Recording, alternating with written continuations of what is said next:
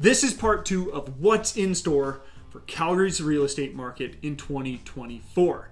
This is the video series that you've been looking for if you're planning on making a move in Calgary this year. Now, if you missed part 1, click the card on your screen now or head down to the description and watch that video first. In part 1, we discussed where we sit and where we're starting from.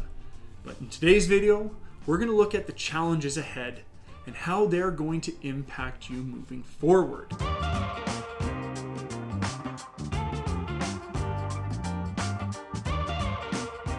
Today is all about 2024 and trying to anticipate what's to come. In part 1, we broke down the number one most important factor influencing our real estate market.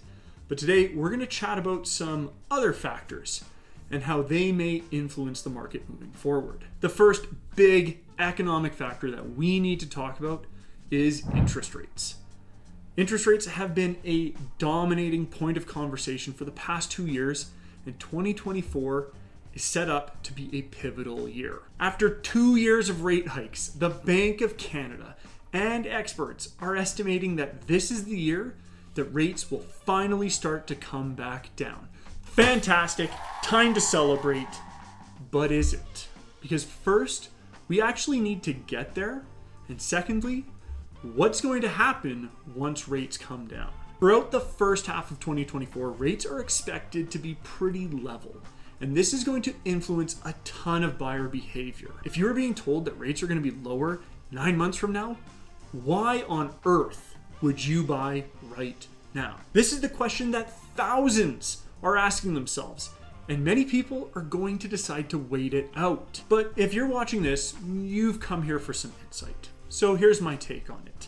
The age-old cliche, marry the house and date the rate, holds extremely true here. Rates will change, but the amount you paid for your property won't. And during the first half of the year, we're going to go through the spring and summer market, which is a period of time where Calgary sees its fastest price growths and its largest amount of sales volume. Because despite there being thousands of people who are going to decide to wait to buy, there's also going to be thousands of people who can't afford to wait, don't want to wait, or don't really care about waiting, and they will buy this spring. And if the cycle and trend continues from the past few years, it ultimately won't matter that you get half a point off on your interest rate if home prices have increased by 5%. Where this gets even more challenging is when we compound it with the pent-up demand that exists. When rates come down, there will be a tidal wave of new buyers entering the market who have been waiting on the sidelines for this exact moment. All of those new buyers are going to increase the amount of demand, and as we discussed in part 1, inventory is not there to support it. What does this mean? More competition, and competition means prices climb even more. Now, there's no guarantee that this happens, and there's even the scenario where buyers do wait on the sidelines. They wait for rates to come down, and we have a slower, more tame spring and summer market. But I still think the boom that we will see when interest rates start to come down from all of these new buyers is going to heavily outweigh that slight discount in interest rates. So if you are in the market looking to buy, or it's something you're starting to think about doing, it's not about when, it's about where and what. Focus on finding a home you love in a community you dream to call home that's within your budget, and the rest will take care of itself. If you're really concerned about the financials, talk to a mortgage broker and explore different options. Want to bet on rates going down? You can go variable. Want to be a little bit more conservative but still think rates will come down? You can go short-term fixed. This is the beauty of dating the rate and marrying your home. The next major factor Canadians will face this year is mortgage renewals. According to a survey done by Royal LePage, there are about 3 million mortgages up for renewal, and many homeowners are concerned that they won't be able to make it work. Now, how this unfolds is nearly impossible to predict. There are way too many factors at play. But the big what if is, what if everybody can't afford to do it and all of these homes flood the market? So first and foremost, if you are a homeowner who is coming up for mortgage renewal, you need to get that process started now. Start talking to your mortgage broker or reconnect with your realtor or even contact me. And we can get you in touch with some mortgage brokers to explore options. You need to make sure you know all of the options available to you, as well as any penalties or restrictions if you need to make a change. Now, back to the what if. And if we consider the 68% of homeowners who stated that they were concerned with their mortgage renewal, that means there's a potential 2 million properties coming to market across Canada. In reality, there will not be 2 million properties flooding the market. It's just not going to happen. There will be some, don't get me wrong, but if you're banking on this, you need to find a new strategy. If we break this down by adjusting the number of homes by population dispersion, Alberta will account for about 200,000 properties. Now, what are the chances that all 200,000 homeowners can afford their mortgage renewal? I'd say probably 0%.